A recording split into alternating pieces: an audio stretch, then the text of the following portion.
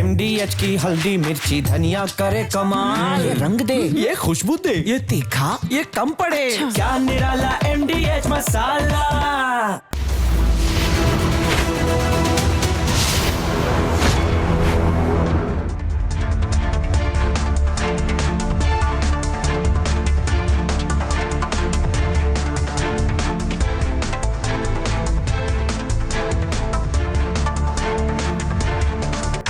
नमस्कार, बहुत स्वागत है आपका। आपके साथ मैं हूं मृदुल शर्मा और आप देख रहे हैं देश का नंबर 1 न्यूज शो ये भारत की बात है।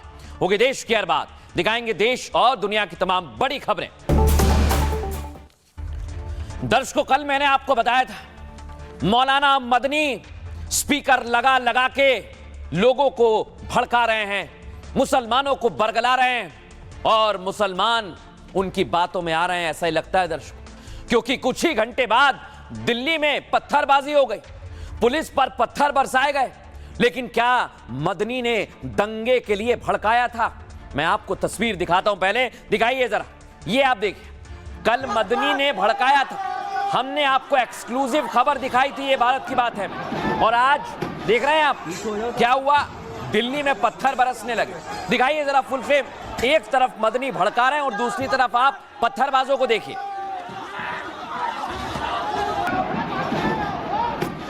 हो जाता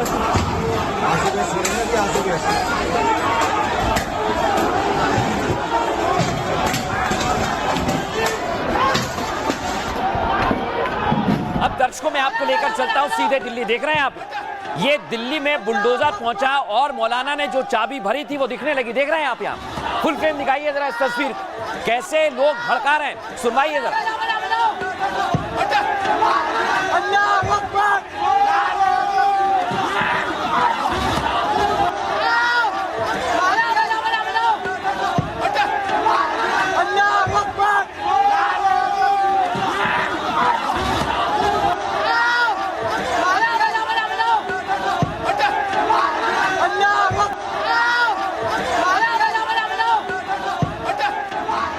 दर्शकों, दिल्ली में बवाल की वजह क्या है? ये है दर्शकों, बुलडोजर एक्शन पर फैली अफवाह। दरअसल बुलडोजर एक्शन हुआ है दर्शकों, जो मस्जिद के पास हुआ है। देख रहे हैं आप, ये बुलडोजर एक्शन पहले आप देखिए, फिर बताऊंगा कैसे इसके पीछे अफवाह फैलाई गई।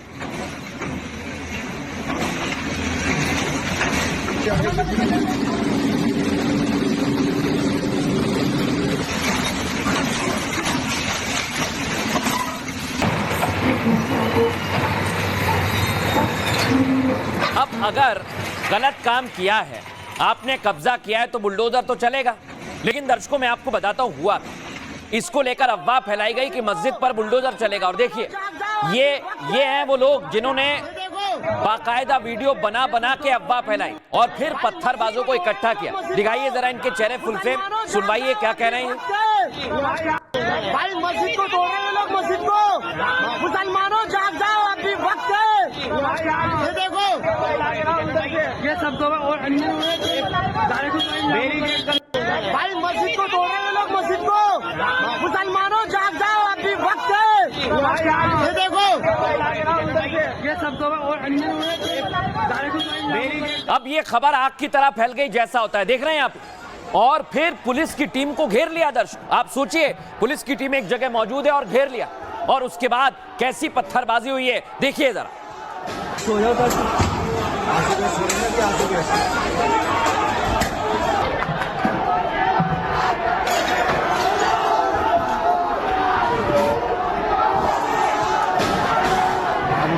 सबके चेहरे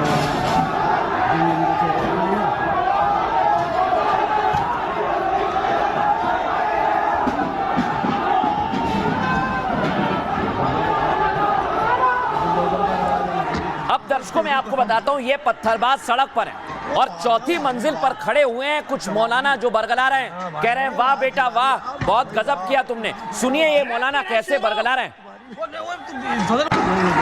तो तेरी कसम, वो भाग्या वाह भाई वाह, जवाब नहीं। हाँ भाई नहीं, वाह जीरारी, वाह भाई वाह, मेरा शेरो तुम्हारी तो तेरी कसम, वो भाग्या वाह भाई वाह। जवाब नहीं। हाँ भाई नहीं, वाह जीरारी, वाह भाई वाह, मेरा शेरो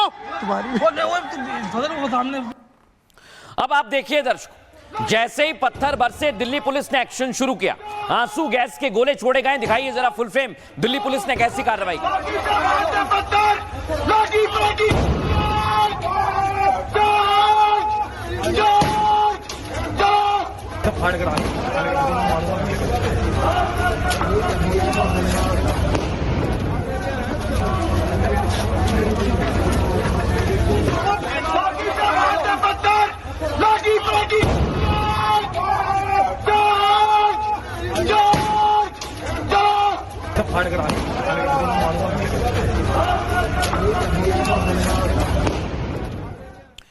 यानी दर्शकों, जब पुलिस ने एक्शन लिया तो ये जो पत्थरबाजी कर रहे थे इनका स्वर बदल गया।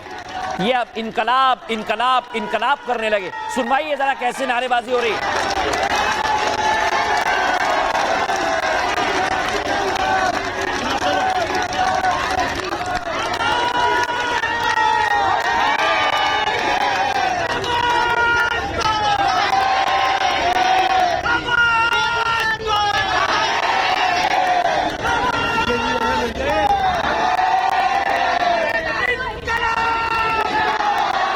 लेकिन दर्शकों, कुछ मौलाना दिख रहे हैं, इनको याद आ गया उत्तर प्रदेश। इन्होंने कहा पत्थरबाजों की डेंटिंग पेंटिंग होती है, और ये भी यही बोल रहे हैं कि ऐसा मत करो नहीं तो फिर पुलिस इलाज करेगी। सुनिए जरा। में लेना तो आपसे मेरी हाथ जोड़ के अपील यही है कि आप अपने घरों को चले जाएं और यहाँ भीड़ न लगाएं और कानून को अपने हाथ में बिल्कुल न लें, क्योंकि कोई किसी भी तरीके से कानून को अपने हाथ में लेना गलत है और उसके लिए करेंगे आप भुगतना पड़ेगा हमें। तो इसलिए हम नहीं चाहते कि आपको भी कोई परेशानी के अंदर कोई दुख न हो और ना किसी के अफवाह के न सोशल मीडिया। कोई शहर वाले बंदे भी नहीं आए यहाँ पे, वो आते हैं और पत्थर उछाल देते हैं और भगड़ मच जाती है। तो भाई वो वाले ध्यान रखो हर बात का, किसी की अफवाह हमारे ऊपर आ गई। अब दर्शकों, मैं आपको बताने वाला हूं, यहां सिर्फ और सिर्फ अफवाह के बाद पत्थरबाजी हुई, लेकिन आज मुसलमानों को यह तस्वीर देखनी चाहिए। मंदिर पर बुलडोजर चला, दर्शकों देख रहे हैं आप, कोई पत्थर चला, बताइए आप मुझे, कहीं आपने देखा? ये आप देखिए, अगर कोई मंदिर भी गलत जगह बनाया है, भगवान की प्राण प्रतिष्ठा दूसरी जगह की जाएगी, लेकिन आप सोचिए कोई पत्थर नहीं चलाएगा।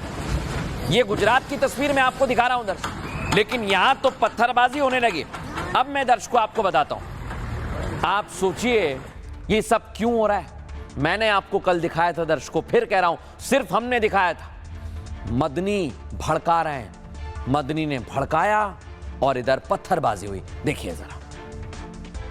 20 करोड़ मुसलमान कम है, 3-3.5 करोड़ क्रिश्चियन कम है। कौन माई का लाल है जो कह सकता है कि हम 20 करोड़ मुसलमानों के दीन धर्म से आजाद करके हिंदू बना लेंगे? मजहब वो चीज है जिसके लिए जान दे देना इंसान अपने लिए बाइस सआदत समझता है। 50,000 70 साल के अंदर फसादात के अंदर मर गए, मैं कहता हूं 50 लाख और मर जाएंगे। दीन के ऊपर मरेंगे, मुसलमान बनकर रहेंगे, मुसलमान बनकर मरेंगे। धर्म को क्या छोड़ देंगे? किसके अंदर ताकत है? ये कोई संयोग नहीं है, ये इत्तेफाक नहीं है दर्शकों। आप सोचिए, यहां बोला जाता है कि हम तो मर जाएंगे दीन के लिए, और यहां पत्थरबाजी होती है। लेकिन एमसीडी की तैयारी कैसी थी पहले आपको दिखाता हूं। इन बुलडोजर्स को आप देखिए, ये बुलडोजर जाने वाले थे अतिक्रमण को तोड़ने के लिए, लेकिन बता दिया गया कि ये बुलडोजर मस्जिद गिराने जा रहे हैं, और उसके बाद पूरे दिल्ली में पत्थरबाजी की वजह से माहौल खराब किया गया।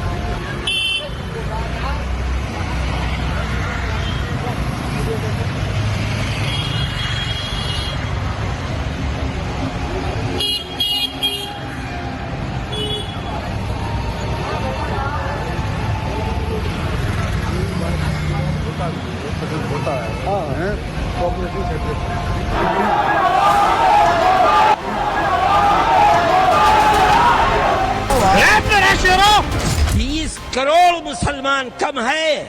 कौन माई का लाल है जो कह सकता है कि हम 20 करोड़ मुसलमानों के दीन धर्म से आजाद करके हिंदू बना लेंगे? घर से निकलो, दरगाह पेज लेके बाहर आओ, पूरी रात काली करो, मस्जिद को कुछ होने नहीं देना है। सब अपने दुकानें बंद करके सब बंद करके आइए इधर। 24 घंटे पहले ही मौलाना ने जिस दंगे का ऐलान कर दिया था, दिल्ली में रात में वही मंजर देश ने देखा। वो भाग गया, वाह भाई वाह, जवाब नहीं। हाँ भाई ने वाह जीरारी, वाह भाई वाह, मेरा शेरो मौलाना मदनी ने जिस तरह भड़काया, दिल्ली में बवाल का सवाल वहीं से गहरा गया। क्या कट्टरपंथी हमले के पीछे मौलाना की साजिश थी? अगर नहीं तो मस्जिद के नाम पर मुसलमानों को किसने भड़काया? करेंगे आप, भुगतना पड़ेगा हमें। तो इसलिए हम नहीं चाहते कि आपको भी कोई परेशानी के अंदर कोई मुश्किल ना हो। यानी दिल्ली को बरेली बनाने वाले मौलाना के 20 मिनट में होश ठिकाने आ गए, जबकि डेंटिंग पेंटिंग तो अभी बाकी है। गर्मी को शांत करने के लिए हमें डेंटिंग पेंटिंग का सहारा लेना पड़ता है। पत्थरबाजों का योगी स्टाइल में इलाज शुरू हो गया, लेकिन एक सवाल अब भी बाकी, दिल्ली में बवाल के पीछे क्या मौलाना मदनी का वो बयान है या मास्टरमाइंड कोई और है?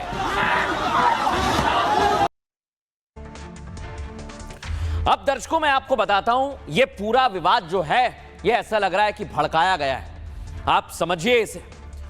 मुस्लिम मौलानाओं ने जिसका ऐलान किया था वो शुरू हो चुका है। मौलाना मदनी ने कल 20 करोड़ मुस्लिम वाली धमकी दी और आज ही राजधानी दिल्ली को जलाने की नाकाम कोशिश की गई। दर्शकों, मदनी के भड़काऊ बयान के बाद दिल्ली में पुलिस पर हमला किया गया इन पत्थरबाजों ने। 2000 कट्टरपंथियों की भीड़ अचानक आ गई, गली में इकट्ठा हो गई। तुर्कमान गेट का इलाका दर्शकों कुछ ऐसा ही, और बुलडोजर एक्शन के लिए वहां पर टीम पहुंची थी, लेकिन टीम पर हमला कर दिया। कट्टरपंथियों ने पत्थरों से हमला शुरू किया, पुलिस को भगाने की कोशिश की और इस हमले में कई पुलिसकर्मियों को चोटें लगी, कई अफसर तो घायल हो गए। हमले से पहले मुस्लिम इलाकों में जाग जाओ जैसे भड़काऊ वीडियो सर्कुलेट किए गए। सोशल मीडिया के जरिए कट्टरपंथियों ने मुसलमानों को बरगलाया, उकसाया और इसी भड़काऊ अपील के बाद हजारों की संख्या में भीड़ पहुंच गई वहां पर। ये देख रहे हैं आप, एमसीडी की टीम जहां अवैध अतिक्रमण गिराने पहुंची थी वहां पर ये लोग पहुंच गए, जबकि एमसीडी की टीम कोर्ट के आदेश पर पहुंची थी अतिक्रमण को हटाने के लिए, लेकिन वहां पर लोगों की भीड़ आ गई और कोर्ट के आदेश की नाफरमानी करते हुए टीम पर ऐसे पत्थर बरसाने लगे। उसके बाद पुलिस की टीम ने रोका तो उन पर भी पत्थर बरसाए गए। लेकिन दर्शकों, इसके बाद पुलिस की टीम ने जबरदस्त एक्शन लिया है। कुछ पत्थरबाजों को पकड़ा तो दावा किया जा रहा है कि उनके स्वर बदल गए। देखिए, इसको पकड़ा तो बोल रहा था कि मैं तो दवाई लेने जा रहा हूँ। सुनिए जरा ये क्या कह रहा है। देखा हुआ है, दवाई लेने जा रहा था, क्या करे ये लोग मेरे को बोल रहे हैं दूसरा रास्ता देखो, दूसरा रास्ता मैंने देखा ही नहीं है। इधर के एरिया में घूमते फिरते रहते हैं। अच्छा, तो इधर का एरिया का देखा हुआ है, जबरदस्ती पकड़ लिया, फिर जा ही रहा था ना, वापस पूछो। अब दर्शकों मैं आपको बताता हूं, इस पूरे मामले को लेकर पुलिस ने भी वार्निंग दे दी है कि सबको देखा जा रहा है। कैसा एक्शन हो रहा है सुनिए जरा। कुछ शरारती तत्वों ने अंडर किसी इंस्टिगेशन के या उन्होंने डेमोलिशन करने की पुलिस पार्टी पे पथराव किया और करीब 2-4 मिनट में ही उन पे हमने मिनिमल यूज़ ऑफ फोर्स, जिसमें केवल टीयर गैस शेल्स का यूज़ किया और उस पर काबू कर लिया गया। और इस कार्रवाई में 5 क्रिमिनल्स को जो अरेस्ट कर लिया गया था उसी समय, और उनके ऊपर मामला दर्ज करके उनको गिरफ्तार करके ऑनरेबल कोर्ट के आगे प्रोड्यूस कर दिया गया था। अब दर्शकों मैं आपको बताने वाला हूं, यह तस्वीर आपको कोई नहीं दिखाएगा। यानी जब एक्शन हुआ तो दावा किया कि यह जमीन मस्जिद कमेटी ने कब्जा की और उसका सबूत यह है, देख रहे हैं आप, वहां पर लोग कब्जा किए हुए थे, दावा किया जा रहा है, अपना अपना सामान लेकर जाने लगे। क्या ये लोग वहां पर इकट्ठा हुए हैं? अब पुलिस इसकी जांच पड़ताल कर रही है दर्शक। लेकिन ये तस्वीर हम आपको दिखा रहे हैं, ये उसी इलाके की है जहां पर झोला उठाकर आप देख सकते हैं कई लोग जा रहे हैं।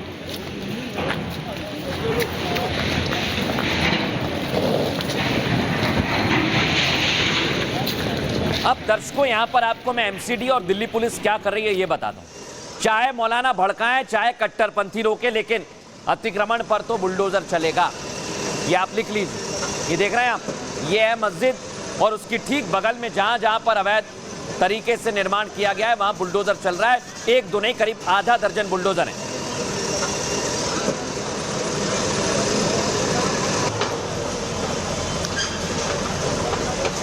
अब दर्शकों में जो आपको दिखाने वाला हूं वो बहुत बड़ा सबूत पर हूं। ये वो वीडियो है, पार्किंग से मैं एंटर, ये बाकायदा बता रहा है कि कैसे इसने पूरे के पूरे बाकायदा वीडियो में समझाता है।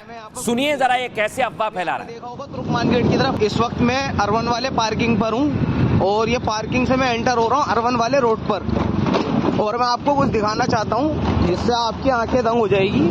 ये किस चीज के लिए आए मैं यहाँ पर पूरी तरीके से। अभी आपने देखा होगा तुर्कमान गेट की तरफ कर्फ्यू लगा रखा है इन्होंने। वो कर्फ्यू इस वजह से लगा रखा है कि ये बिल्डोजर से मस्जिद को तोड़ सके। मैं आपको दिखाता हूँ कि कितने सारे बिल्डोजर आए हुए हैं मस्जिद को तोड़ने के लिए।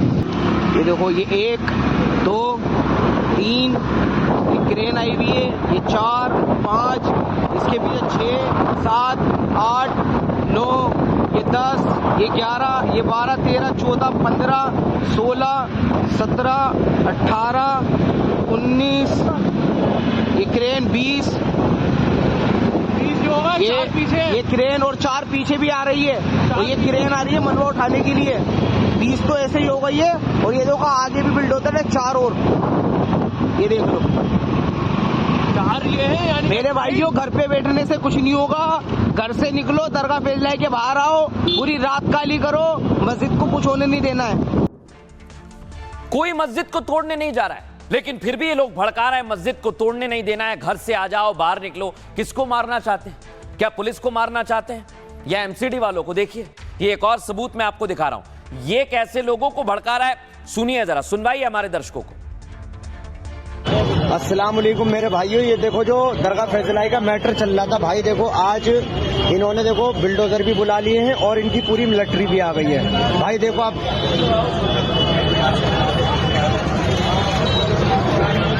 ये देखो हज मंजिल है तुर्कमान गेट पे।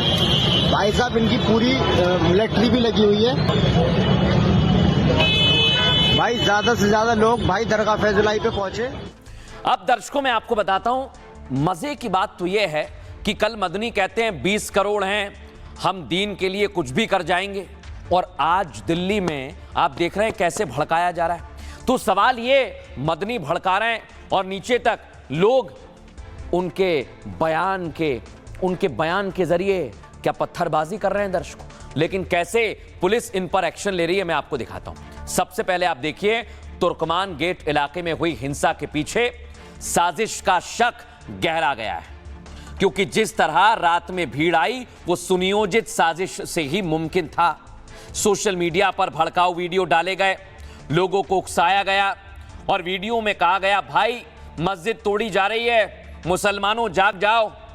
इस अपील के बाद चंद मिनटों में बड़ी संख्या में लोग मौके पर जुट गए, जो आप देख रहे हैं। दिल्ली पुलिस ने तुरंत अफवाह फैलाने वाले वीडियो को ट्रैक किया है। देख रहे हैं आप, इधर पुलिस की टीम कार्रवाई कर रही है।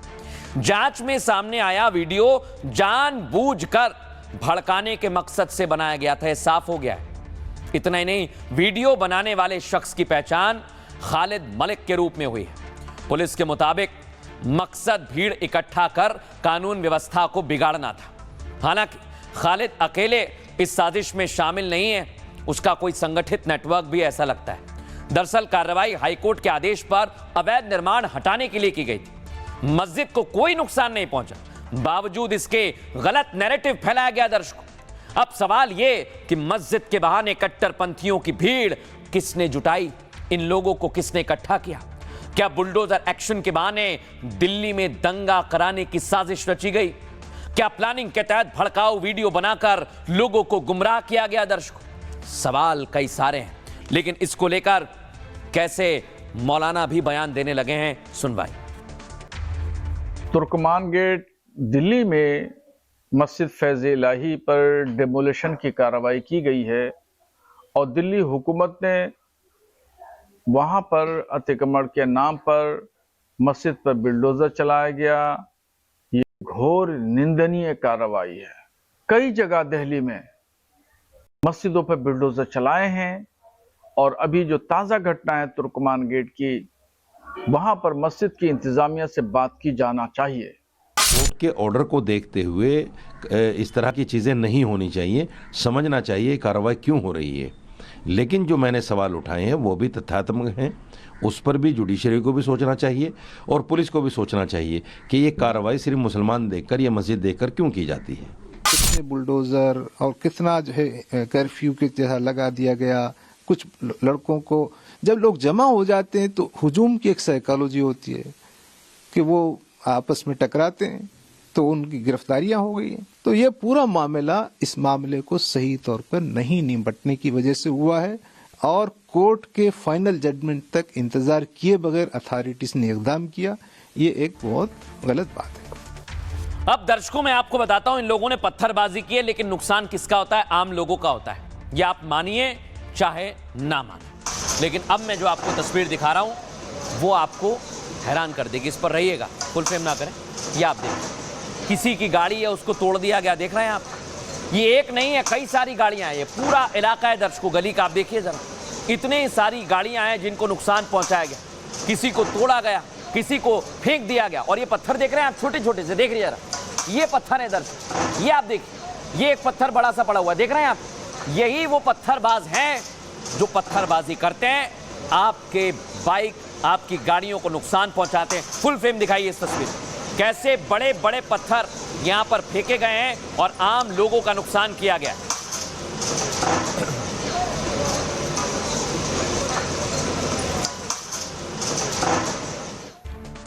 लेकिन दर्शकों अब मैं आपको बताता हूं, ये जो विवाद हुआ है इसमें सबसे बड़ा नुकसान हुआ है पुलिस वालों को। जो लोग बेचारे ड्यूटी कर रहे थे उनको पत्थर मारा गया, उनका सर फोड़ दिया। सुनिए, आज हमने बात की है घायल पुलिस वालों से, क्या कह रहे हैं वो। तक उन्होंने बोला कि जाओ, भाग जाओ, यहाँ से भाग जाओ, पर वो उन्होंने नहीं गए वो। और फिर बाद में अचानक से ही उन्होंने पथराव चालू कर दिया। तुर्कमान गेट्स की तरफ से हुआ है, काफ़ी भीड़ थी, तो फिर वो भीड़ में हेलमेट पहना था वो गिर गया, फिर ऊपर से पीछे से पत्थर लग गया। अब दर्शकों आपने सुन लिया, पुलिस वाले भी हैरान हैं। लेकिन आपको एक और तस्वीर दिखाता हूं मैं, दिखाइए। जबरदस्त एक्शन हुआ है, कितना ही हो जाए पत्थरबाज एक्टिव, लेकिन इधर एमसीडी एक्टिव और बिल्कुल सटा हुआ मस्जिद से जो इलाका है दर्शक, मस्जिद को नुकसान नहीं पहुंचा है, लेकिन उसके अलग जहां जहां पर मस्जिद कमेटी ने जमीन पर कब्जा किया उस पर तो एक्शन हुआ है। अब मैं आपको बताता हूं दर्शकों, ये विवाद काफी पुराना है। कई लोग आपको इधर उधर की बातें कर रहे होंगे, लेकिन मैं आपको बिल्कुल सटीक जानकारी देने वाला हूं कि यह विवाद आखिर कैसा है, कितना पुराना है। आइए इसे समझते हैं विस्तार से। विवाद की वजह मस्जिद से सटी जमीन और उस पर बना हुआ अतिक्रमण है दर्शकों। जैसे ये मस्जिद है, इसी से सटी हुई जमीन है। मस्जिद के पास बारात घर है, दूसरी इमारतों पर अतिक्रमण किया गया है दर्शकों। आपको बताऊं मैं, दिल्ली हाईकोर्ट ने अवैध अतिक्रमण इसे माना और गिराने का आदेश दिया। कोर्ट के आदेश के बाद सड़क, फुटपाथ, सार्वजनिक जमीन खाली कराने के लिए कहा गया। प्रशासन का दावा है कि मस्जिद मूल इमारत को हाथ नहीं लगाया जाना था, लेकिन जो बवाल हुआ उसके पीछे यही झूठ फैलाया गया कि मस्जिद तोड़ी जा रही है। दरअसल फैज़-ए-इलाही मस्जिद का निर्माण करीब 1940 के आसपास हुआ है। एमसीडी के मुताबिक उस समय केवल सीमित जमीन मस्जिद के लिए लीज पर दी गई थी, कुछ जमीन। लेकिन मस्जिद कमेटी ने क्या किया, आसपास की जमीनों पर धीरे धीरे कब्जा किया और बड़ी बड़ी बिल्डिंग तान दी। प्रशासन के मुताबिक मस्जिद के बाहर बनी कई इमारतें जिनके पास कोई वैध दस्तावेज नहीं है, जबकि मस्जिद कमेटी का दावा है कि पूरी जमीन वक्फ की संपत्ति है। फिर आ गया ये वक्फ का एक के बाद एक नैरेटिव गढ़ा जा रहा है। कमेटी का कहना है ये वक्फ बोर्ड को नियमित किराया भी अदा करते हैं। ओवैसी ने भी इसी वक्फ के दावे के आधार पर कार्रवाई का विरोध किया है दर्शकों। लेकिन सवाल ये, वक्फ तो कहता है कि पूरा गांव हमारा है, ये मंदिर हमारा है, क्या वक्फ का दावा सही माना जाएगा? क्या महज दावा करने से जमीन वक्फ की या मस्जिद की हो जाएगी? जवाब है नहीं। ये मस्जिद सरकार की है, सरकार एक्शन ले रही है, लेकिन अभी से सियासी दल भी आ गए हैं, ओवैसी आ गए हैं और क्या कह रहे हैं, सुनिए जरा। वो तमाम जायदाद जो है वो वक्फ की है। ये कोर्ट के ऑर्डर में कोर्ट ने कैसे तय कर दिया कि जमीन उनकी है? कोर्ट को यह चाहिए था कि वो वक्फ ट्राइब्यूनल तय करता, वक्फ ट्राइब्यूनल को नहीं गया। तो ये सरासर गलत है। अहम बात यह है कि प्लेसेस ऑफ वर्शिप एक्ट 1991 क्या है बताइए फिर। 1947 15 अगस्त में जगह मस्जिद थी और ये सब मस्जिद की हिसार में था, कैसा आप लोग करिए, पार्लियामेंट का कानून है। तो ये नुकसान वक्फ की जायदाद पर हुआ, वहां मस्जिद को भी माना गया कि थोड़ा बहुत नुकसान हुआ, नहीं मालूम, लोग बोल रहे हैं, मगर ये सरासर गलत हुआ है। दर्शकों, जमीन सरकार ने दी है, वो भी लीज पर, लेकिन फिर भी कमेटी अपना दावा उस पर ठोक रही है। बहरहाल खबरों में आगे बढ़ेंगे और आपको लेकर चलते हैं। दुनिया में इस समय हाहाकार मचा हुआ है। मैं ऐसा क्यों कह रहा हूं?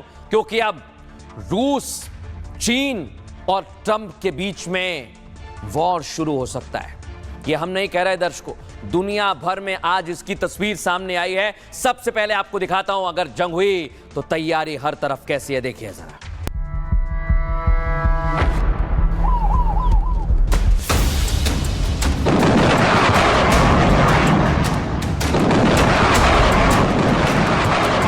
We do not believe any kind of rearmament by NATO to be a threat to Russia because we are self-sufficient.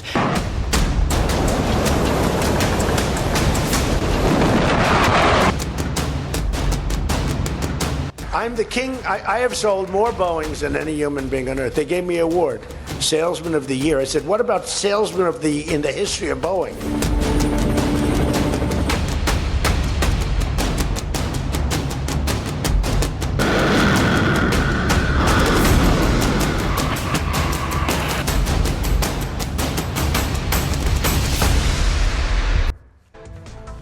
दर्शकों, इस बार युद्ध पता है कहां होगा? समंदर में होगा, और उसकी गवाही आज तस्वीरें दे रही हैं। आइए आपको दिखाता हूं। सबसे पहली तस्वीर ये आप देखें। तेल के चक्कर में वेनेजुएला के पास रूस ने अपनी सबमरीन तैनात कर दी है। दर्शकों, दावा यह किया जा रहा है रूस के टैंकर तेल लेकर जा रहे हैं तो अमेरिका उनकी निगरानी कर रहा है और उनके पीछे पड़ा हुआ है। तो रूस ने क्या किया दर्शकों? अपनी सबमरीन को समंदर में उतार दिया है। अब मैं आपको एक और तस्वीर दिखाता हूं दर्शकों। रूस ने परमाणु पनडुब्बी भी आगे कर दी है, और ये सबसे बड़ी बात है कि अगर कुछ गड़बड़ हुई तो फिर रूस यानी पुतिन पीछे नहीं हटेंगे।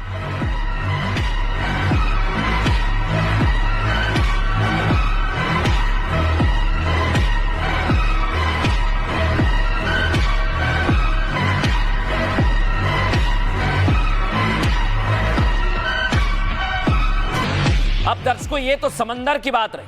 अब मैं आपको बताता हूं, वेनेजुएला की तरफ पुतिन के जंगी जहाज तैयार हैं। यानी अमेरिका और ट्रंप की एक गलती इस दुनिया में तीसरे विश्व युद्ध को शुरू करवा सकती है।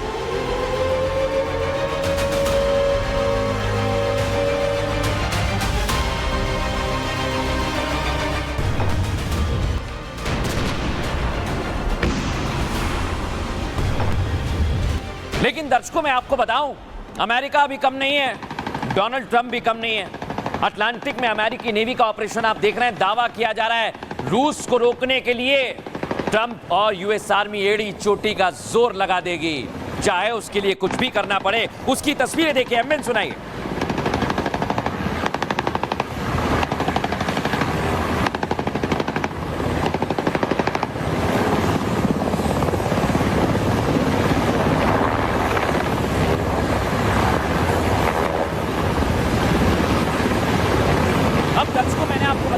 कि अमेरिका एड़ी चोटी का जोर लगा रहा है। दावा किया गया है रूस की जो अलग अलग टैंकर जा रहे हैं उनमें से एक पर यूएस आर्मी ने कब्जा कर लिया है। ये उसी की तस्वीर का दावा किया गया है दर्शकों, जो मैं आपको दिखा रहा हूं। अगर ऐसा हुआ है तो फिर जरूर पुतिन जवाब देंगे।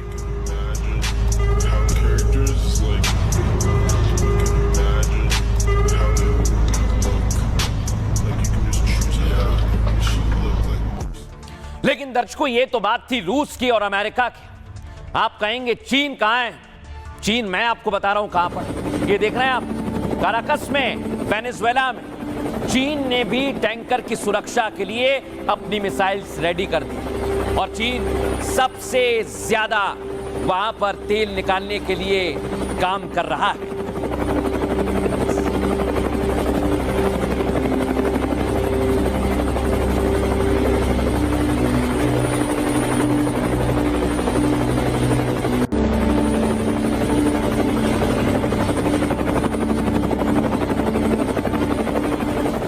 अब ये जो तेल का खेल चल रहा है, जैसा मैंने शुरू में कहा था, वो समंदर में युद्ध करवा सकता है दर्शकों, क्योंकि इसी तेल के लिए अमेरिका परेशान है, इसी तेल के लिए रूस परेशान है और इसी तेल के लिए चीन भी परेशान है। लेकिन मैं आपको बता रहा हूं, ये तेल का खेल दुनिया में तीसरा विश्व युद्ध कराएगा। कैसे? रिपोर्ट देखिए।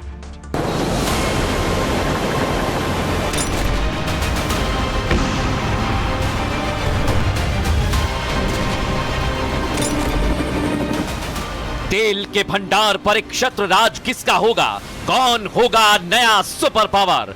पूरी दुनिया किसे कहेगी समंदर का सिकंदर? इस ऑयल जंग में जंगी जहाज पानी में उतर चुके हैं। We do not believe any kind of rearmament by NATO to be a threat to Russia because we are self-sufficient in terms of ensuring our own security.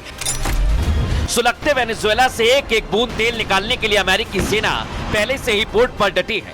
Trump रूस चीन के तेल टैंकर को काराकस से हटाने की धमकी दे चुके हैं, जिसके फौरन बाद पुतिन एक्शन में आए। जिनपिंग ने हथियार उठा लिए और रूस चीन के सबमरीन भी अटलांटिक में तैनात हो गए। अब सिर्फ एक चिंगारी पानी में आग लगाने के लिए काफी है। अंजाम क्या होगा, कैसा होगा, बस उसकी तस्वीर आना बाकी है। अब दर्शकों मैं आपको पूरी फिल्म समझाऊंगा, ये चल क्या रहा है समंदर के अंदर। आइए जरा आपको विस्तार से बताते हैं। यह है दर्शकों रूस का टैंकर जो ऑयल लेकर जा रहा है और उसके पीछे है अमेरिका। इस बार रूस और अमेरिका में जंग की शुरुआत हो सकती है। वेनेजुएला के पास रूस ने अपनी बाहुबली सबमरीन, देख रहे हैं आप, ये तैनात कर दिए। रूस ने ऑयल टैंकर की सुरक्षा के लिए पनडुब्बी और जहाज तैनात किया है। दावा यह कि रूसी ऑयल टैंकर जो आप देख रहे हैं जा रहा है, वो ट्रंप जब्त करना चाहते थे। इसके लिए उन्होंने अपने फोर्स को भेजा और ट्रंप वेनेजुएला के तेल भंडार पर पूरी तरह कब्जा चाहते। लेकिन रूस और चीन ट्रंप के इस तेल वाले खेल के खिलाफ है। दरअसल टैंकर बेला 1 वेनेजुएला में कच्चा तेल लोड करने के लिए गया था। इस दौरान अमेरिकी कोस्ट गार्ड्स ने रूसी टैंकर को रोकने की कोशिश की। ये देखिए आप, कुछ इसी तरह समंदर में एक दूसरे का पीछा किया गया और जहाज उत्तर की ओर भाग निकला और नाम बदलकर मैरिनेरा कर लिया। अब ये आइसलैंड से 300 मील दक्षिण में है, रूसी पोर्ट की ओर जा रहा है। दर्शकों दावा ये, जिसका अमेरिकी नौसेना पीछा कर रही है और कब्जे की कोशिश भी की गई। इस बीच रूस ने अमेरिका को टैंकर का पीछा ना करने की सलाह दे दी है। लेकिन जब अमेरिकी कोस्ट गार्ड पीछे नहीं हटे तो पुतिन एक्शन में आ गए और देख रहे हैं जैसे अमेरिका पीछे हटा, इसकी वजह है रूस का जंगी जहाज, सबमरीन तैनात हो गई है। और यही सबसे बड़ा दावा है दर्शकों, टैंकर को स्कॉट कर दिया है रूस ने। यानी इससे पहले भी उत्तरी अटलांटिक में अमेरिका कई टैंकर जब्त कर चुका है, लेकिन इंटरनेशनल वाटर में रूसी झंडे वाले जहाज पर कार्रवाई मुश्किल है। अगर अमेरिका बोर्डिंग करता है तो बड़ा टकराव हो सकता है, क्योंकि रूस इसे अपनी संप्रभुता का मामला बता रहा है। और यही बहुत बड़ा पॉइंट है दर्शकों, दुनिया में जंग किसी भी वक्त हो सकती है। एक्सपर्ट इसे लेकर क्या कह रहे हैं, सुनिए जरा। रूस और चीन अमेरिका पर कोई भी सैनिक कार्रवाई नहीं करेंगे वेनेजुएला के मुद्दे पे, बल्कि रूस और चीन तो काफ़ी खुश होंगे जिस तरह से अमेरिका ने वेनेजुएला पे कब्जा किया है, क्योंकि इसके बाद रूस का यूक्रेन पर और चीन का ताइवान पर पूरा रास्ता साफ हो गया है। अब अमेरिका किसी हाल में रूस और चीन का कोई विरोध नहीं कर पाएगा जब वो अपनी और सैनिक लक्ष्यों को प्राप्त करने के लिए सैनिक कार्रवाई करेंगे। अब दर्शकों मैं आपको बताता हूं, अब भी कुछ ऐसी तस्वीर सामने आई है जो किसी और इशारा करती है। उनमें से एक तस्वीर ये रही, ब्रिक्स देशों की नौसेना युद्ध अभ्यास कर रही है। इसमें रूस है, चीन है। दिखाइए जरा, ये अफ्रीका में हो रहा है दर्शक। क्या ये अभ्यास किसी युद्ध की तैयारी है?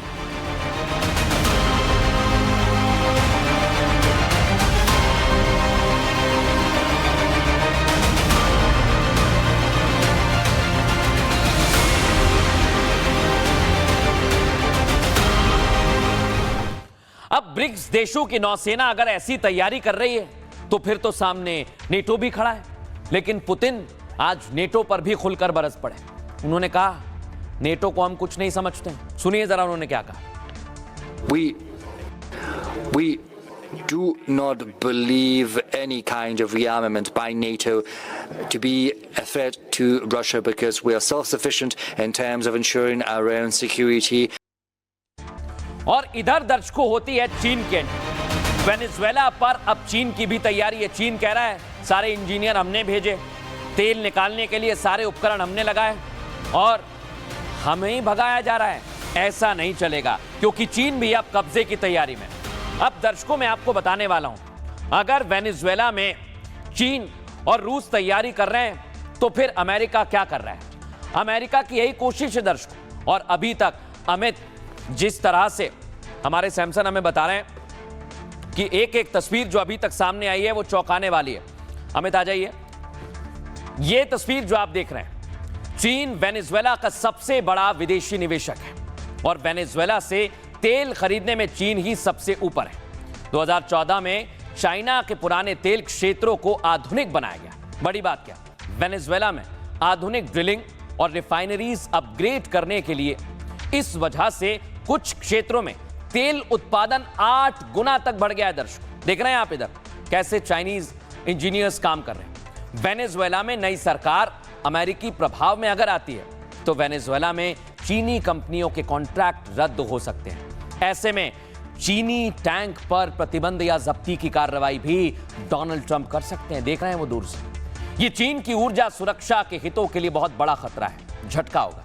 यही वजह है चीन समुद्र के रास्ते वेनेजुएला पर दबाव बना रहा है। चीन भी वेनेजुएला की तरफ जंगी जहाज भेजने की तैयारी में है, वो भी तब जब उत्तरी अटलांटिक में रूस अमेरिका में टक्कर है। तो बड़ा सवाल यही है, क्या चीन अमेरिका के खिलाफ जाएगा? क्या रूस के साथ मिलकर चीन जंग के मैदान में उतरने वाला? यह बहुत बड़ा सवाल है दर्शकों। और आज हमने एक्सपर्ट से इसे लेकर सवाल किया। सुनिए जरा एक्सपर्ट्स क्या कह रहे हैं। का दिमाग में सिर्फ एक ही चीज़ चल रही है कि सिर्फ और सिर्फ यूएस का रोल होना चाहिए, वेनेजुएला के ऑयल पर उनका रोल होना चाहिए, उनकी गवर्नमेंट के ऊपर उनका रोल होना चाहिए, लोगों की पब्लिक के ऊपर उनका रोल होना चाहिए और अधिकार होना चाहिए। ये सारा का सारा क्लियर दिखाता है कि आप एक तरीके से वेस्टर्न हेमिस्फीयर में अपनी मोनोपोली कर नहीं रहे हैं, आप इसको एक वॉर के शेप में देख रहे हैं। क्योंकि जिस तरीके से ट्रम्प बाकी देशों को भी थ्रेटन कर रहे हैं, ये एक वॉर सिचुएशन अपने आप में बनती चली जाएगी अगर रशिया और चाइना जैसे देश इसके खिलाफ आ जाए। दुनिया एक ऑटोमेटिकली इकोनॉमिक वॉर में चल रही है, एक फिजिकल वॉर का इंतज़ार है। और अगर किसी भी तरह की फिजिकल वॉर होती है तो उसके अंदर सिर्फ और सिर्फ सबसे बड़ी चीज़ जो आएगी वो आएगी न्यूक्लियर थ्रेट, और वहाँ से स्टार्ट होता है थ्रेट फॉर वर्ल्ड वॉर 3। लेकिन दर्शकों ऐसा लगता है कि डोनाल्ड ट्रंप को कोई फर्क नहीं पड़ता है, क्योंकि डोनाल्ड ट्रंप इसके इतर अलग अलग जगह पर, हमने आपको कुछ दिन पहले पार्टी की तस्वीर दिखाई थी, अब डांस की तस्वीर दिखा रहा है। डोनाल्ड ट्रंप कहीं किसी की मिमिक्री करते हैं, किसी राष्ट्र अध्यक्ष की बात दुनिया को बताते। फुल फ्रेम दिखाई जरा इस तस्वीर।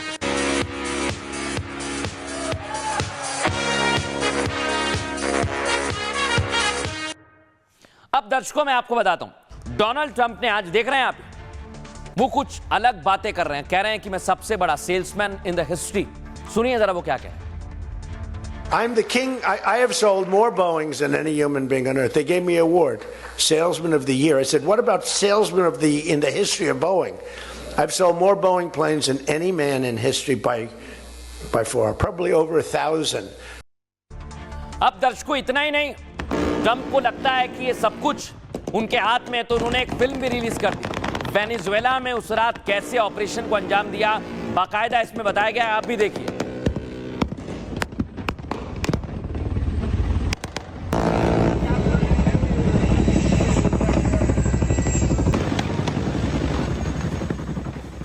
अब दर्शकों ट्रंप को समझना होगा, वो अमेरिका के राष्ट्रपति हैं। अगर वो कोई कदम उठाते हैं तो वो दुनिया में भूचाल ला सकता है, ये उन्हें समझना होगा। और इस समय जो हालात बने हुए हैं दर्शकों, वो किसी से भी छिपे नहीं है, क्योंकि दुनिया भर में अब बात हो रही है नाटो देशों की। ये हैं वो देश जो सुरक्षा के लिए तैयार हैं, और इधर हैं ब्रिक्स देश जो आप इधर देख रहे हैं। अमेरिकी राष्ट्रपति डोनाल्ड ट्रंप बेहद सनक मिजाजी हैं। ऐसा लगता है वो कब किस देश को धमकी देने लगे उन्हें खुद नहीं पता है। आपको बता रहा हूं मैं, इस बार तो ट्रंप सीधे तौर पर रूस और चीन से पंगा ले रहे हैं। ब्रिक्स देशों को बारी बारी से धमकाने की कोशिश में लगे हुए हैं। आपको बताएं, वो भूल गए हैं जिस नाटो के दम पर वो झगड़ा मोल ले रहे हैं। डोनाल्ड ट्रंप अब नाटो के टूटने का भी खतरा मंडराने लगा है दुनिया पे। इस बार ट्रंप को नाटो के 7 देशों ने चेतावनी दे दी है। ग्रीनलैंड पर कब्जे का सपना देख रहे ट्रंप को चैलेंज किया गया है। दरअसल नाटो में अमेरिका समेत कुल मिलाकर 32 देश हैं। नाटो एक सैन्य रक्षात्मक संगठन है और युद्ध होने पर एकजुट हो जाते हैं सारे देश। नाटो यानी एक सदस्य पर हमला सभी सदस्य पर हमला माना जाता है, और इसी का फायदा उठाते हुए ट्रंप ब्रिक्स देशों को ललकार रहे हैं। ब्रिक्स देश कौन कौन है, जिसमें भारत भी है, लेकिन वो शायद भूल गए हैं भले ही ब्रिक्स देशों का सैन्य गठबंधन ना हो, लेकिन नाटो के मुकाबले ब्रिक्स की ताकत कम नहीं है। आपको बताऊं मैं, नाटो के पास 5,500 तो ब्रिक्स के पास 6,360 परमाणु हथियार है, लेकिन सैन्य और तकनीक के मामले में नाटो का दबदबा है, इससे इनकार भी नहीं किया जा सकता। इसलिए दर्शकों, अगर ऐसी हरकत ट्रंप करेंगे तो तीसरा विश्व युद्ध हो सकता है। लेकिन आज हमने एक्सपर्ट से बात की है, क्या वाकई ट्रंप को सोच समझकर फैसले लेने चाहिए? सुनिए जरा वो क्या कहते हैं। रशिया, चाइना, साउथ अफ्रीका और कुछ ब्रिक्स देश हाल ही में अभी एक नौसैनिक अभ्यास कर रहे हैं। भारत ऐसे अभ्यासों में अभी तक शामिल नहीं हुआ है, लेकिन ब्रिक्स देश के अंदर जहां पे कि ब्राजील, रशिया, इंडिया, चाइना और साउथ अफ्रीका के साथ साथ कई मध्य एशिया के देश और कई साउथ अफ्रीका के देश भी अब शामिल हो चुके हैं, और ये संख्या बढ़ती जा रही है। एक तरीके से इन लोगों ने अब आर्थिक रूप से ही नहीं बल्कि सैन्य शक्ति के रूप में भी अमेरिका और नेटो को चैलेंज करना शुरू कर दिया। नेटो ने जब ये देखा तो उसने अपने खुद के जीडीपी का परसेंटेज 2% से लेकर 5% तक का सैन्य शक्ति के ऊपर खर्च करना शुरू कर दिया है, ताकि उनकी ताकत ब्रिक्स से ऊपर रहे, संतुलन बना रहे। परंतु जिस प्रकार से धीरे धीरे करके बाकी ब्रिक्स के देश भी इकट्ठे होकर के इस एक्सरसाइज में लगना शुरू हो गए हैं, डेफिनेटली आने वाले टाइम पर ये विश्व की जो संतुलन है, शक्ति संतुलन है, उसमें फर्क डालेगा और अमेरिका और नेटो के लिए एक चैलेंज जरूर बनेगा। अब दर्शकों, इधर अमेरिका तो सुनने को तैयार नहीं है, वो बार बार कड़ा और तगड़ा एक्शन ले रहा है। इधर देख रहे हैं आप, समुद्र में ईरानी युद्धपोत पर ट्रंप ने कब्जा कर लिया। यानी यूएस ईरान को हर जगह पर दबाव में डालना चाहता है, दबाव में लाना चाहता है, और इसके लिए वो एक्शन भी ले रहे हैं, जिसकी तस्वीर हम आपको दिखा रहे हैं दर्शकों। लेकिन दर्शकों, इधर भारत क्या कर रहा है? इन सब के बीच भारत की तैयारी मैं आपको दिखाता हूं। नौसेना ने 19 युद्धपोतों को शामिल कर लिया है। अगर समंदर में युद्ध की बात आई तो भारत अपने आप को रक्षा के क्षेत्र में मजबूत कर रहा है। देखिए जरा।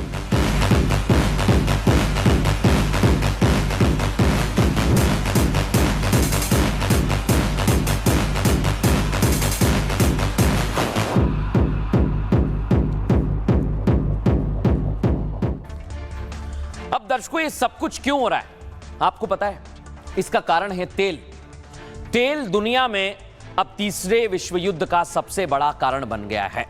ऐसा हम क्यों कह रहे हैं, आइए आपको समझाते हैं। तेल के खेल में ट्रंप समंदर के अंदर नई जंग शुरू कर चुके हैं। रूसी, चीनी और ईरानी टैंक को पकड़ने के लिए लगातार कोशिश में लगे हुए हैं डोनाल्ड ट्रंप। देख रहे हैं इधर तेल निकाल रहे हैं। दावा तो ये कि एक रूसी टैंक पर कब्जा भी कर लिया है, जिसके बाद दुनिया की नजर ट्रंप के ऑपरेशन ऑयल पर है। आपको बताऊं मैं, ट्रंप ने कहा वेनेजुएला अमेरिका को 30 से 50 मिलियन बैरल तेल देगा। यह तेल बाजार दरों पर बेचा जाएगा और कमाई किसकी होगी? अमेरिका की। यानी वो तेल निकाल रहे हैं। इसी दौरान ट्रंप ने भारत से भी रूसी तेल नहीं खरीदने की बात कही, साथ ही मदद नहीं करने पर और टैरिफ लगाने की चेतावनी भी दी, जिस पर भारत की तरफ से विदेश मंत्री एस जयशंकर ने आज जवाब दिया है। जयशंकर ने कहा, कोई भी देश वही करता है जिससे उसका फायदा हो, लेकिन दूसरों को मुफ्त की सलाह जरूर देते हैं। यह ठीक बात नहीं है, अच्छी बात नहीं है। साथ ही कहा, भारत पाकिस्तान तनाव के बीच कुछ देशों ने चिंता जताई थी, लेकिन क्या वो चिंता सच में थी या फिर कुछ और, यह भी पता चल गया है। तो ऐसे में पहले अपने क्षेत्र को देखिए और मुफ्त का ज्ञान ना दें तो ही बेहतर होगा। आज सुनिए एस जयशंकर ने ऐसे देशों को क्या कहा है, सुन बात। in this day and age, countries are more, I don't want to say they become more selfish, but they will do things only if it is of direct benefit to them. They will offer you free advice, like it happened during Operation Sindhu. Now, if you ask them, saying, "Oh, really? You're worried? Why don't you look at your own region and ask yourself what are the levels of violence there? How much risks have you taken? How much worry the rest of us have about what you are doing?" अब दर्शकों, इस बीच हमने आपको जानकारी दी कि America ने रूस का तेल टैंक जब्त कर लिया है और इधर एक बड़ी खबर आ रही है, ऑयल शिप जब्त होने पर रूस का बयान भी सामने आया है। जिस शिप को अमेरिका ने जब्त किया है उस पर रूस ने बयान जारी कर दिया है। रूस ने कहा अमेरिका जो कर रहा है उस पर हमारी नजर है और इसे लेकर अब रूस पूरी तैयारी कर रहा है। लेकिन दर्शकों, इधर पूरी दुनिया में जंग चल रही है, ऐसा लग रहा है तीसरा विश्व युद्ध हो जाएगा। लेकिन पाकिस्तान क्या कर रहा है दर्शकों? पाकिस्तान सिर्फ और सिर्फ भारत में आतंकी भेजना चाहता है और ये पाकिस्तान की कोशिश है। अब तो हमास का कमांडर पहुंचा है दर्शकों। ये हमास का कमांडर पहलगाम से पहले भी पहुंचा था। अब मैं आपको दिखाता हूं इसका कनेक्शन क्या, दिखाइए जरा। ये आप देखिए, ये है वो कमांडर, वो फिलिस्तीन से गुजरावाला पाकिस्तान में पहुंचा है हमास का कमांडर। इसकी तस्वीर दिखाइए फुल फ्रेम जरा। यही है, इसका नाम है नाजी जहीर और इसका स्वागत किया जा रहा है। दर्शकों, आप सोच सकते हैं पाकिस्तान कैसा आतंकी मुल्क है जो कमांडर को बुलाता है हमास के और आतंकियों को संबोधित करवाता है। अब मैं आपको दिखाता हूं दर्शकों, ये आतंकी यहां पर हाथ में फूल से स्वागत कर रहे हैं। इनके हाथों में बंदूक रहती है, ये लोगों पर हमला करते हैं और लश्कर कैसे इसका स्वागत कर रहा है ये तो आपने देख लिया। अब दर्शकों, मैं आपको एक और तस्वीर बताता हूं। ये पहलगाम अटैक से पहले भी आया था, उसके बाद पहलगाम हमला हुआ है, लेकिन और वैसा का वैसा इजराइल पर हमला किया था हमास ने और उसके बाद भारत में हमला हुआ। तो क्या फिर से ये आतंकी मिलकर कोई साजिश कर रहे हैं भारत के खिलाफ? लगता तो ऐसा ही है। लेकिन आज दर्शकों मैं आपको सुनवाऊं, इस देश में आतंकी तो आतंकी, ये वहां की सेना के बड़े अधिकारी हैं, प्रवक्ता भी हैं। लेकिन दर्शकों, ये जब महिला पत्रकार इनसे सवाल करती हैं तो आंख मारते हैं और जब गंभीर सवाल किया जाता है तो हंसी मजाक करते हैं। सुनिए जरा कैसे ये हंसी और मजाक कर रहे हैं। तो ले आओ जो तुमने करना है, दाएं से आना है, बाएं से आना है, ऊपर से आना है, नीचे से आना है, इकट्ठे आना है, किसी के साथ आना है। एक बार मजा ना करा दिया ना तो पैसे वापस। देखा दर्शकों, कोई गंभीरता है इनमें नहीं है। उसका सबूत मैं आपको देता हूं। देखिए, ये एक महिला पत्रकार हैं, ये सवाल पूछती हैं तो बाकायदा ये आंख मारते हैं। दिखाइए जरा फुल फ्रेम। ये सिर्फ एक मुजम्मती बयानात हैं जो आज इस प्रेस कॉन्फ्रेंस के सिलसिले में आपने सामने रखे। एक चौथा भी ऐड करते हैं, मैंने 12 का, some of you are missing it, ज़हनी मरीज भी हैं। ये देखिए, ये सिर्फ तरह तरह की बातें करते हैं, युद्ध लड़ने की बात करते हैं, लेकिन इन्हें बात करने की तमीज नहीं है, इनका लहजा भी ठीक नहीं है दर्शकों। लेकिन इधर भारतीय सेना ने बता दिया है, आप कुछ भी करें, हंसी करें, मजाक करें, जब हम ऑपरेशन करेंगे तो फिर आपको छिपने की जगह नहीं मिलेगी। उसकी तस्वीर देखिए।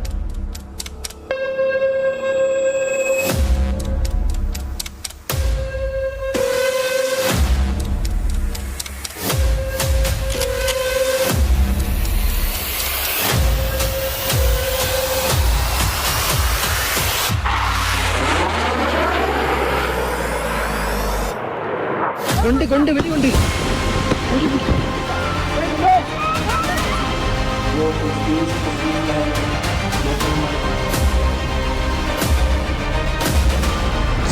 क्या पाकिस्तान फिर भारत के खिलाफ साजिश रच रहा है? क्या पाक के आतंकी संगठन भारत पर हमले की तैयारी कर रहे हैं? हमास का सीनियर कमांडर पाकिस्तान पहुंच गया है। उसने लश्कर के कमांडर के साथ मीटिंग की। इसी मुलाकात के बाद सवाल उठ रहे हैं, क्या हमास लश्कर मिलकर भारत के खिलाफ साजिश रच रहे हैं? पाकिस्तान की सेना भी जानती है अगर कोई उसने गलत हरकत की तो भारतीय सेना ऐसा जवाब देगी जिसे पाकिस्तान कभी भूल नहीं पाएगा।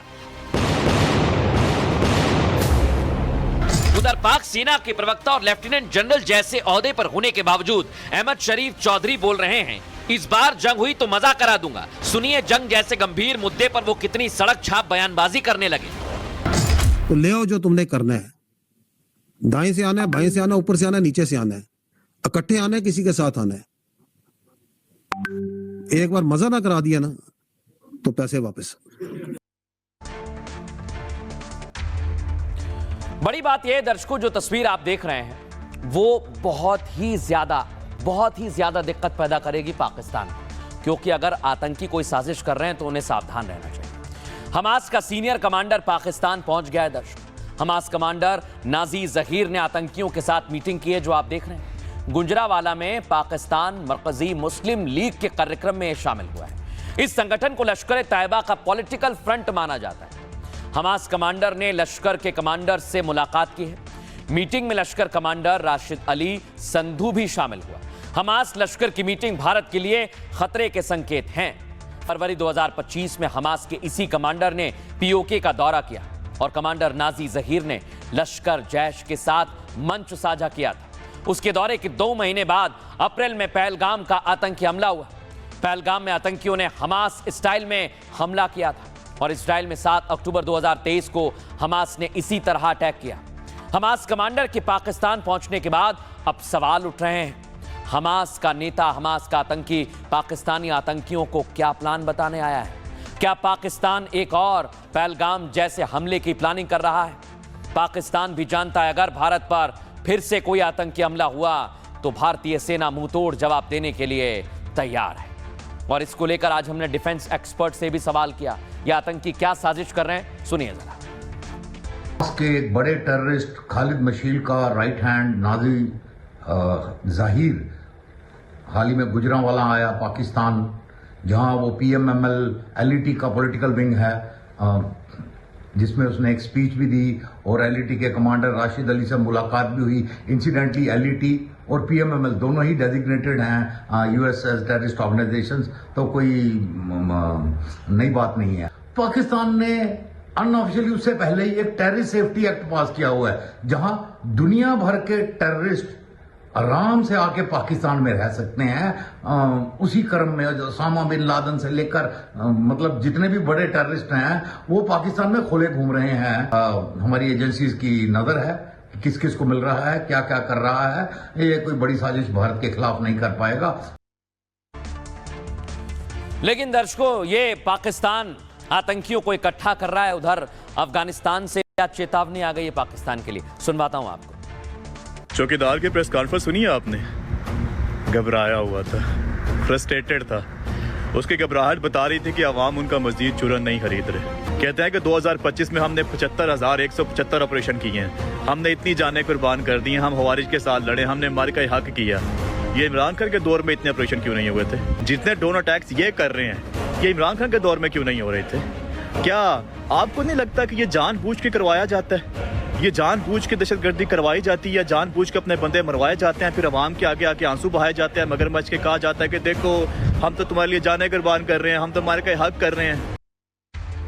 अब दर्शकों, पाकिस्तान की सेना के प्रवक्ता बातें तो बड़ी बड़ी कर रहे थे, बता रहे हैं कि हमारा नाम बहुत बड़ा है, लेकिन इनका काम कितना छोटा है वो ऑपरेशन सिंदूर जानता है। ऑपरेशन सिंदूर में ये कहीं दुबक गए थे, ये कहीं छिप गए थे, और उसका उदाहरण मैं आपको बताता हूं। आ जाइए जरा। अमेरिकी सरकार की तरफ से बाकायदा एक डेटा है जिसमें बताया 1 2 नहीं 60 बार पाकिस्तान ने गुहार लगाई कि भैया युद्ध रुकवा दीजिए।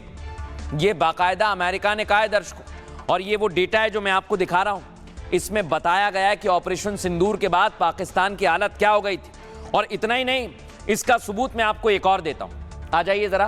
प्रधानमंत्री नरेंद्र मोदी ने भी बताया था देश को आकर कैसे पाकिस्तान गिड़गिड़ाया था। सुनिए जरा, एक बार और सुनवा देता हूं। कोई पाकिस्तान की तरफ से जब ये कहा गया कि उसकी ओर से आगे कोई आतंकी गतिविधि और सैन्य दुस्साहस नहीं दिखाया जाएगा, तो भारत ने भी उस पर विचार किया।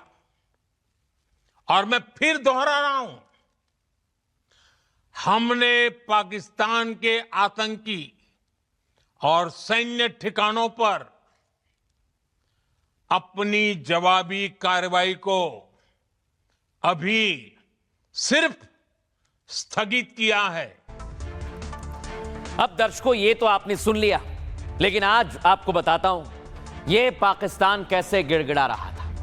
और दुनिया भर में बातें बड़ी बड़ी करता है, लेकिन पाकिस्तान से कुछ होता नहीं है दर्शक। भारत के ऑपरेशन सिंदूर को लेकर बहुत बड़ा खुलासा हुआ है। भारत के ऑपरेशन सिंदूर से पाक डर गया था। जंग रुकवाने के लिए पाकिस्तान ने 60 बार गुहार लगाई। ये देख रहे हैं आप, दुआ मांग रहे हैं, ये अमेरिका से दुआ मांग रहे थे। अमेरिकी सरकार के दस्तावेजों ने पाकिस्तान की पोल खोल दी। सामने आए डॉक्यूमेंट्स में लिखा है पाकिस्तान शांति चाहता है, तनाव को कम करना चाहता है, पाकिस्तान स्थिरता चाहता है। पाकिस्तान ने कहा भारत फिर पाकिस्तान पर हमला कर सकता है। पीएम मोदी ने कहा है कि भारत ने सिर्फ सैन्य कार्रवाई को रोका है, भारत का ऑपरेशन सिंदूर अब भी जारी है। मोदी के इस बयान से पाक आर्मी चीफ मुनीर डरा हुआ है। मुनीर को डर था कि अगर भारत ने एक और हमला कर दिया तो पाकिस्तान पूरी तरह से बर्बाद हो जाएगा।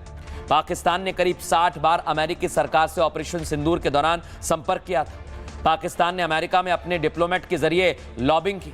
ट्रंप प्रशासन तक अपनी बात पहुंचाने के लिए मुनीर ने 6 लॉबिंग फर्मों को करीब 45 करोड़ का भुगतान किया, वो भी चंदा लेकर। इस खुलासे ने मुल्ला मुनीर को बेनकाब कर दिया है दर्शकों। और इधर आज एस जयशंकर ने, विदेश मंत्री एस जयशंकर लग्जमबर्ग पहुंचे, वहां से भी पाकिस्तान को चेतावनी दी। सुनिए हमारे लिए पाकिस्तान के साथ संबंध एक अपवाद है। मुझे आज के ज़माने में दुनिया में कोई ऐसा देश दिखाओ जिसने असल में वैसी नीतियां अपनाई हों जैसी पाकिस्तान ने अपने पड़ोसी के खिलाफ अपनाई हैं। दशकों से आपके पास ये ट्रेनिंग कैंप थे, गुप्त ट्रेनिंग कैंप नहीं, वे सभी पाकिस्तान के बड़े शहरों में ट्रेनिंग कैंप हैं, बहुत खुलेआम, जहां सरकार, सेना आतंकवाद को सपोर्ट करती है और वे इसे सामान्य बनाने की कोशिश करते हैं जैसे कि ये उनका अधिकार हो। अब कोई इस पर विश्वास नहीं करता। हर कोई जानता है कि ये वे लोग हैं जो सरकार को सपोर्ट कर रहे हैं। ये एक बहुत ही कड़वी सच्चाई है, लेकिन हम इससे अनजान नहीं रह सकते। हमें अपनी नीतियां बनानी होंगी, ये कहते हुए कि ठीक है वो खास पड़ोसी ऐसा ही रहेगा। जो लोग हमारे साथ काम करने और मददगार सकारात्मक होने को तैयार हैं, हमें उनके साथ उसी तरह से निपटना होगा। जो लोग पाकिस्तान जैसा काम करते हैं, हमें उनसे अलग तरीके से निपटना होगा। अब दर्शकों, मैं आज जो खबर आपको बताने वाला हूं, आपको विश्वास नहीं होगा, क्या ऐसा भी हो सकता है? बीजेपी और कांग्रेस का गठबंधन हो गया, बीजेपी और ओवैसी का गठबंधन हो गया। दर्शकों, आप कह रहे होंगे ये कहां पर हुआ है, मैं आपको बताता हूं। महाराष्ट्र में हुआ है, और महाराष्ट्र में कहा जा रहा है सब मिले हुए हैं जी। अरविंद केजरीवाल ने तो बोल दिया कि सब मिले हुए हैं, आप हम सब। कैसे, आइए आपको दिखाते हैं। ये बीजेपी का कैंपेन चल रहा है दर्शकों। मुंबई में शहरी सरकार के चुनाव चल रहे हैं, शहर में किसकी सरकार बनेगी, और उसके लिए बीजेपी एड़ी चोटी का जोर लगा रही है। अब मैं आपको अगली तस्वीर दिखाता हूं। ये है महाराष्ट्र के डिप्टी सीएम एकनाथ शिंदे और उनके बेटे। ये भी प्रचार कर रहे हैं क्योंकि इनको लग रहा है कि इनकी सरकार बन जाए। आइए मैं अब आपको अगली तस्वीर दिखाता हूं, आ जाइए। कांग्रेस पार्टी भी मैदान में जुटी हुई है। कांग्रेस कह रही है, अजित पवार भी पार्टी में, अजित पवार अपनी पार्टी के साथ अलग अलग जगह पर प्रचार कर रहे हैं। और इधर सबसे बड़ी खबर आई दर्शकों कि कई जगह पर प्रदर्शन अलग अलग भले ही हो रहा है, लेकिन इधर कांग्रेस पार्टी, असदुद्दीन ओवैसी की पार्टी और बीजेपी कई शहरों में मेयर बनाने के लिए अपने अपना समर्थन भी दे दिया है, अपने अपने पार्षदों का। सोचिए आप, बीजेपी कांग्रेस को समर्थन दे रही है, असदुद्दीन ओवैसी बीजेपी को समर्थन दे रहे हैं, और यह बाकायदा हुआ है। रिपोर्ट देखिए।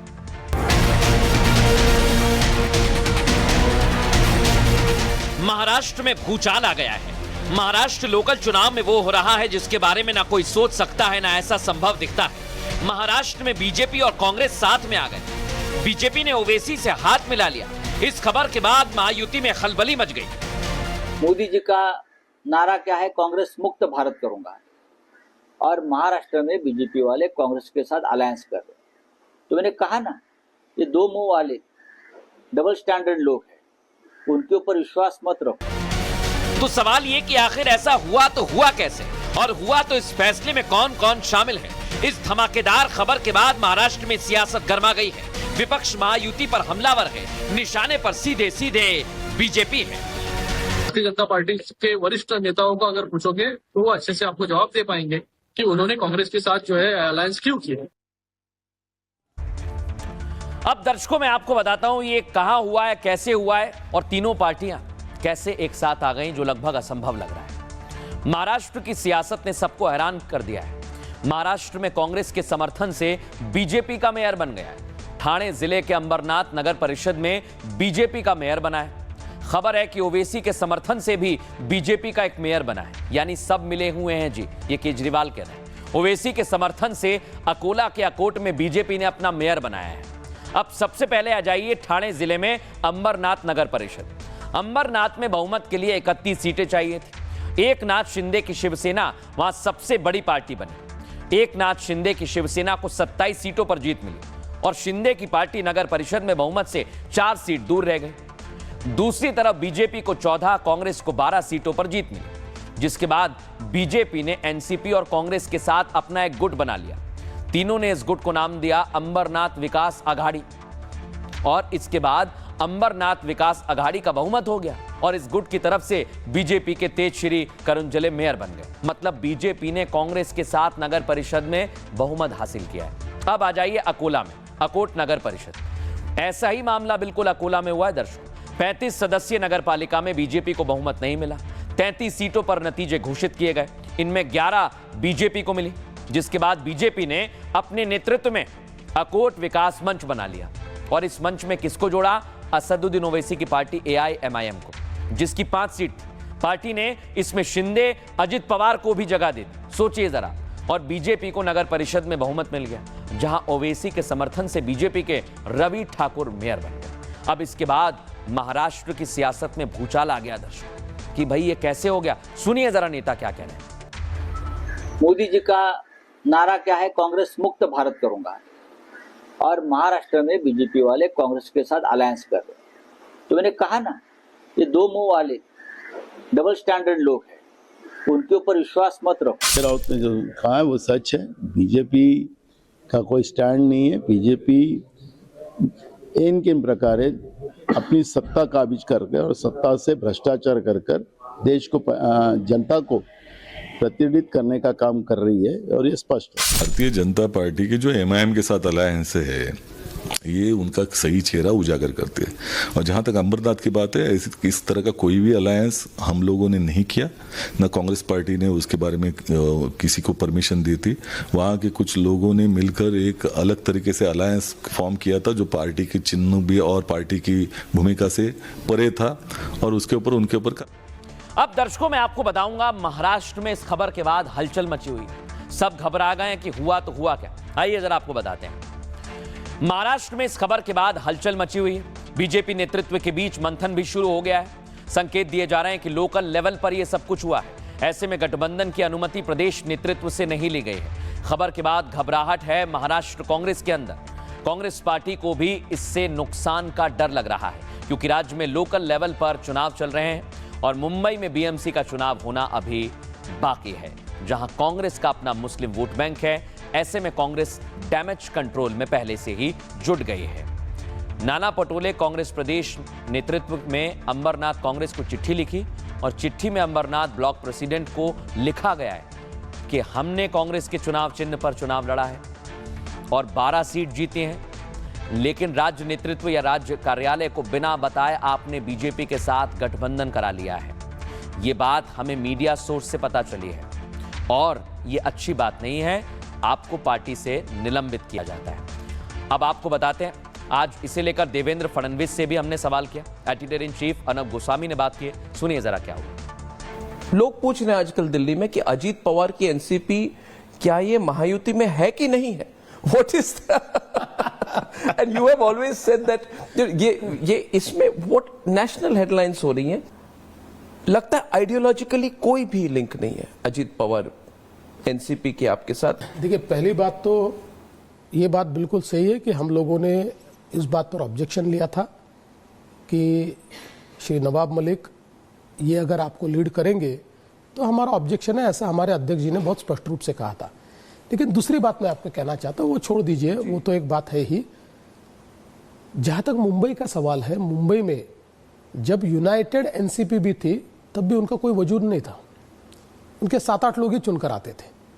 और आज जब मुंबई में हम और शिंदे जी साथ में मिलकर लड़ रहे हैं, तो वैसे भी हमारे पास कोई सीटें बची नहीं है कि हम उनको दे पाए। बिल्कुल साफ शब्दों में कहता हूं, क्योंकि आप सीटें किसको दोगे? जिसका वजूद है उसको दोगे। उनका यह वजूद ही नहीं है यहाँ पर। आप कह रहे हैं Ajit Pawar has no presence? Not in Mumbai. Not in Mumbai. Then why is he fighting? Even united. Then why is he fighting? सीधी सी बात है, उनकी पार्टी है।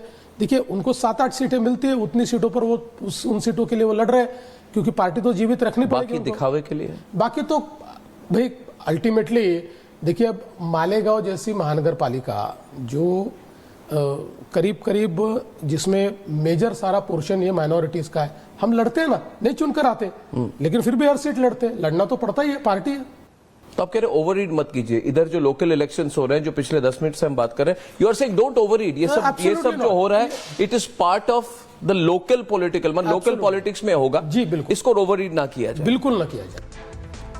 अब दर्शकों आगे बढ़ेंगे, बात करेंगे आज के सूत्र की। आज का सूत्र लिया है कबीरदास से।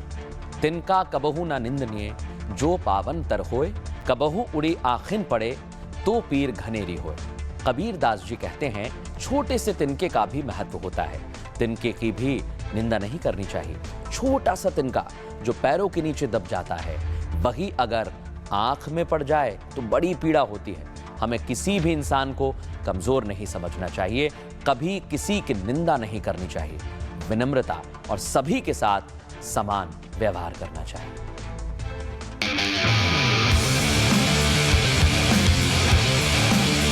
Realme 16 Pro सीरीज के साथ फोटोग्राफी सिर्फ क्लियर नहीं होती, कॉन्टेक्स्ट अवेयर हो जाती है। 1x जूम पर आप कैप्चर करते हैं पूरा सीन, फ्रेंड्स, फैमिली और एम्बियंस, सब कुछ एक ही फ्रेम में।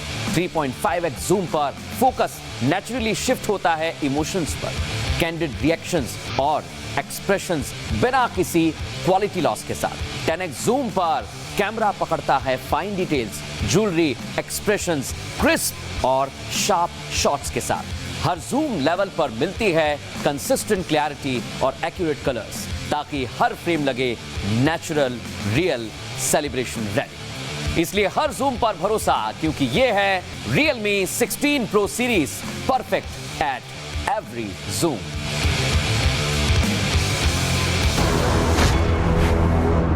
अब आया असली स्वाद। अब आया स्वाद। जब स्वाद के पड़े हो लाले, तो MDH का चंकी चाट मसाला डालें। MDH का चंकी चाट मसाला। MDH